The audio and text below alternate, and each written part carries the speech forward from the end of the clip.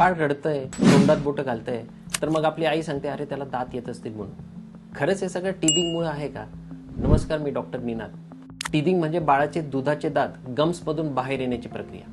साधारणपणे बाळ 6 ते 8 महिन्यांचं झालं की टीथिंग सुरू होतं, पण काही बाळांमध्ये ते लवकर किंवा उशिरा देखील होऊ शकतं आणि ते नॉर्मल आहे. टीथिंग दरम्यान बाळामध्ये जास्त ड्रुलिंग म्हणजे लाळ गळणं, गम्स सुजलेलं किंवा लाल दिसणं, चावायला काहीतरी शोधणं, इरिटेबल राहणं किंवा हलकं रडणं, झोपेचा पॅटर्न बदलणं अशी लक्षणं दिसू शकतात. पण जर बाळाला हाय फीवर, सिव्हिअर डायरिया, वॉमिटिंग किंवा कफ झाला असेल तर हे नक्कीच टीथिंगमुळे होत नाही. अशी लक्षणं दिसली तर ती इन्फेक्शनची असू शकतात आणि इग्नोर करू नये. As a paediatrician me safe teething care म्हणून क्लीन टीथिंग रिंग वापरा किंवा क्लीन फिंगरने हलका गम्सचा मसाज करा.